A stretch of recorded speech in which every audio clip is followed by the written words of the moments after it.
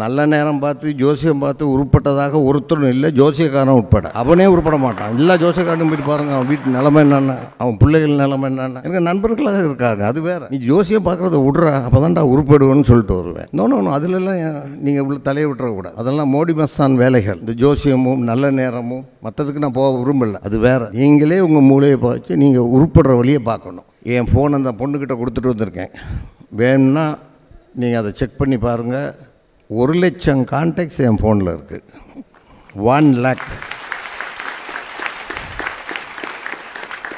ப்ராட்காஸ்ட்டில் associations அப்படியெல்லாம் போட்டு ஏறக்குறைய ஒரு 400 குரூப் அதில் இருக்குது. ஒவ்வொரு குரூப்லேயும் 800 பேர், 700 பேர், 500 பேர் வச்சுருக்கேன். அது ஒரு 2,00,000. ட்ரை பண்ணி பாருங்கள். அதுக்கு மேலே வாட்ஸ்அப் குரூப்பு, அது ஒரு 600.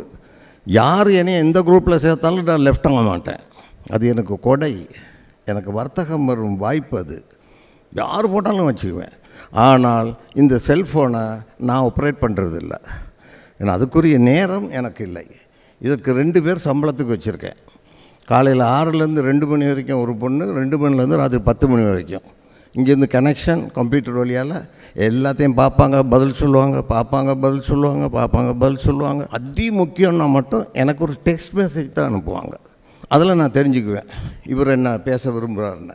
மற்றபடி வர்ற ஃபோன்கள் டிரான்சாக்ஷன் எல்லாம் பல்லாயிரம். அதுக்கெல்லாம் 2 பேர் இருந்து அதை ஆப்ரேட் பண்ணிக்கிட்டு இருக்காங்க. அது பிஸ்னஸ் மாடல், பிஸ்னஸுக்கான கருவி. ஒரே ஒரு குரூப், சிங்கப்பூர் டூர் குரூப், 15 பேர் போட்டால் போதும், அன்றைய தொழில் நிறைவு. காலையில் போட்டுருவாங்க டூர் பேக்கேஜ் எல்லாருக்கும், அது பாட்டு போய்கிட்டே இருக்கும்.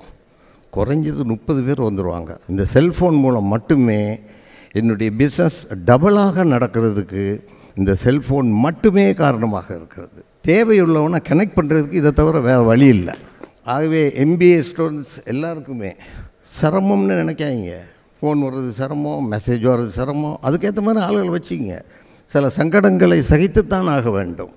ஒதுங்கி ஓட இயலாது. நீங்கள் நான் லெஃப்ட் ஆகுறேன், அவன் மதத்தை பற்றி பேசுகிறான், அவன் ஜாதியை பற்றி எதை வேணாலும் பேசிட்டு போ, ஆனால் ஓன் டூர் பேக்கேஜ் அவனுக்கு விற்றுரு. ஓன் வேலையில் கவனமாகும். அவன் பாலிசிக்கு நீ ஏன் போகிற?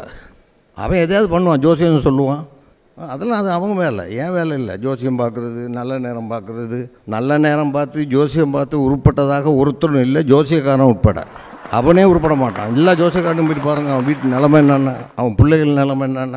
எனக்கு நண்பர்களாக இருக்காங்க, அது வேறு. நீ ஜோசியம் பார்க்குறத விட்றா, அப்போ தான்டா உருப்படுவேன்னு சொல்லிட்டு வருவேன். நோ அதிலெல்லாம் நீங்கள் உள்ள தலையை விட்டுறக்கூடாது. அதெல்லாம் மோடி மஸ்தான் வேலைகள். இந்த ஜோசியமும் நல்ல நேரமும் மற்றதுக்கு நான் போக விரும்பலை, அது வேறு.